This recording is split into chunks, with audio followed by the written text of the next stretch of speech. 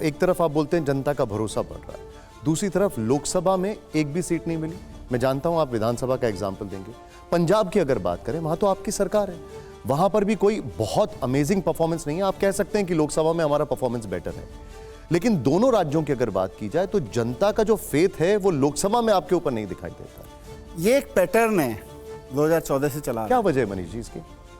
मतलब मैं भी जेल में भी सोच रहा था, तो इसको अलग से देखना पड़ेगा पूरी पार्टी को। मैंने कई बार आपको ये कहते हुए सुना है कि ये पैटर्न है, लेकिन इस पैटर्न के पीछे की वजह क्या है? क्योंकि एक तरफ आप वैकल्पिक राजनीति की बात कर रहे हैं, तो क्या जनता नहीं चाहती है कि कोई विकल्प हो?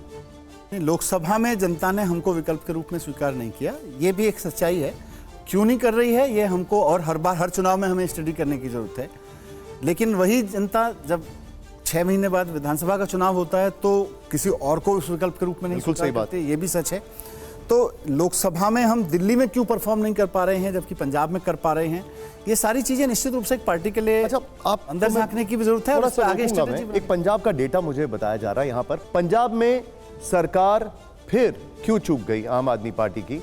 सबसे पहले लोकसभा चुनाव 2024, कुल सीटें 13, कांग्रेस 7, आम आदमी पार्टी 3, श्रोमणी अकाली दल 1, अन्य 2 यहां पर। और अगर परसेंटेज की बात की जाए, वोट शेयर की बात की जाए, दिखाइए जरा ऊपर प्लेट ऑन। वोट शेयर में ये देखिए अब आप, जो हमारे सामने वोट शेयर है 42% और 26%, ये डिफरेंस आप देख रहे हैं 2022-2024 विधानसभा चुनाव और लोकसभा चुनाव। इस पर क्या कहेंगे आप?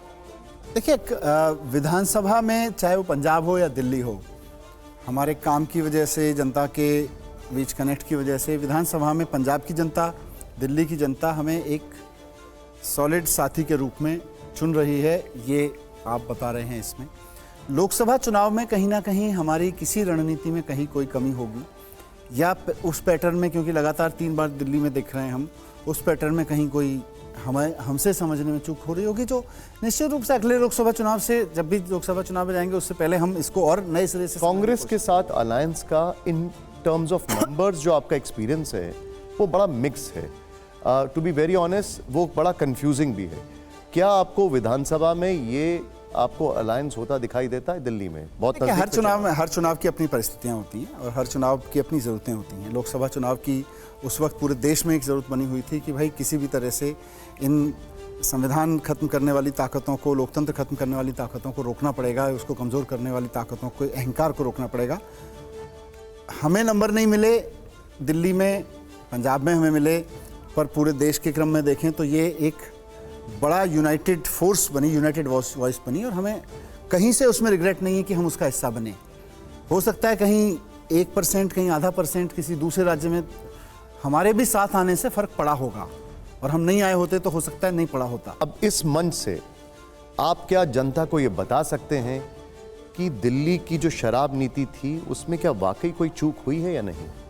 नहीं, मुझे तो लगता है दिल्ली की शराब नीति एक अच्छी शराब नीति बनाई। हर साल एक नई नीति बनती है, तो हमने भी एक किसी विशेष वर्ष में एक नई नीति बनाई, और उससे दिल्ली के टैक्स को भी फ़ायदा हुआ, दिल्ली में टैक्स बढ़ा, और साथ साथ दिल्ली की जनता के ऊपर भी कोई बोझ नहीं पड़ा। कोई भी नीति के यही देखा जाता है कि वो सरकार को फ़ायदा पहुंचाएगी कि नहीं पहुंचाएगी, और जनता को ऊपर कोई बोझ तो नहीं बढ़ाएगी। हमें लगता है दोनों तरफ से फ़ायदा हुआ। इससे ज़्यादा मैं इस नीति के बारे में कोई बात रखूंगा, मुझे लगता है मामला सब जुड़ा, ट्रायल कोर्ट में आएगा, ट्रायल कोर्ट में मेरे आंसर्स फिर जुडिशियल प्रोसेस का हिस्सा बनेंगे। ठीक है।